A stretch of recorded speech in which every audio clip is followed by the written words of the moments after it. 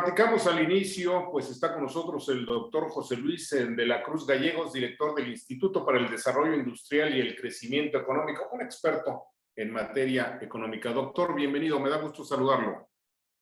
Muchas gracias por la invitación, el gusto es mío. Doctor, pues la situación económica del país y del mundo en general, pero del país en especial, está delicada, la inflación fuera de control. México retrocede en sus posiciones de país para invertir.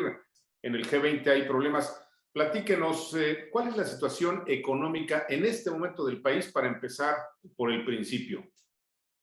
Bueno, es un escenario que tenía al menos 25 años que no observábamos, en el sentido de que se combinara una etapa de bajo crecimiento económico con alta inflación. Una inflación que además no se ha terminado.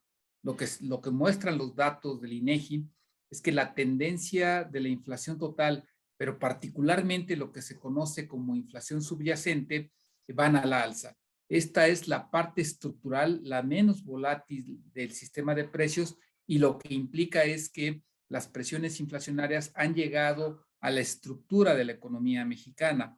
Entonces, tenemos bajo crecimiento con presiones inflacionarias, pero en donde estas últimas además implican la necesidad de hacer ajustes en la política monetaria, esto es, aumentar tasas de interés, lo cual podría frenar más el consumo y la inversión. La mala noticia para el momento en el que justamente necesitamos lo contrario.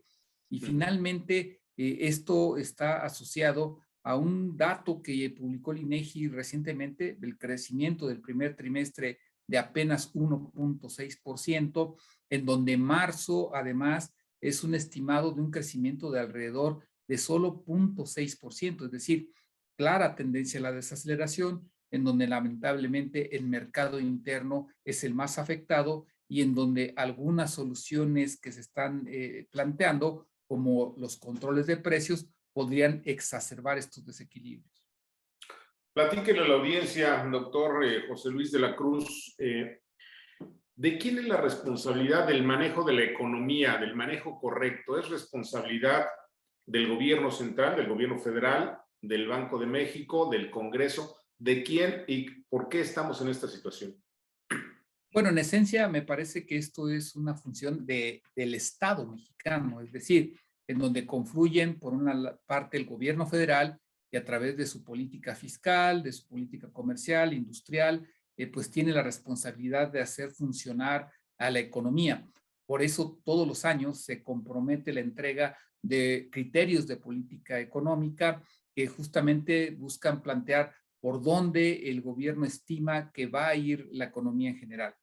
De igual forma, el Banco de México participa en la estabilidad del sistema financiero, en la estabilidad del sistema de precios, y en esto lo avala, ese paquete económico lo acaba avalando el Congreso de la Unión.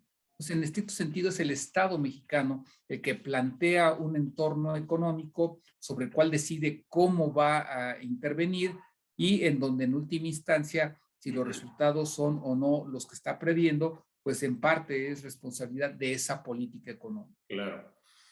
Doctor de la Cruz, hay quienes dicen, el propio presidente de la República lo ha dicho, que estamos en esta situación a causa de la pandemia. Hay otros que dicen que no, que ya antes íbamos pues mal. Si se tiene que encontrar, digámoslo coloquialmente, a un culpable, ¿quién es y qué se ha hecho mal? Mira, yo creo que hay un elemento previo a la pandemia que nos deja un indicativo de hacia dónde iba el país. Si nosotros observamos los primeros criterios generales de política económica que se elaboraron a fines del 2018, en donde se plantea un escenario de crecimiento de más de 2% para los siguientes 6 años, lo que vemos es que en 2019, antes de la pandemia, la economía mexicana no estaba comportándose en esa línea, retrocedió 0.1%, sobre todo por una desaceleración que acabó en recesión en el sector industrial. El sector industrial empezó a tener datos negativos ya desde el 2019. Sobre eso vino la pandemia, que evidentemente no estaba prevista por nadie en el mundo, pero en donde la respuesta que se le dio permitió en algunos casos que países como China, Vietnam, salieran rápidamente de esa crisis, pero que otros, entre ellos México, pues no lo hiciera tan rápido y que todavía no recuperen lo perdido. Entonces, hay ciertas decisiones de política económica que se tomaron que en un momento dado profundizaron o exacerbaron ese desequilibrio generado durante el COVID-19. ¿Qué ocurre en estos momentos? Pues que evidentemente hay nuevas decisiones que lo que al menos durante el primer semestre del 2022, lo que van a implicar es un crecimiento que va a estar más cercano al 0% que a crecimientos más vigorosos.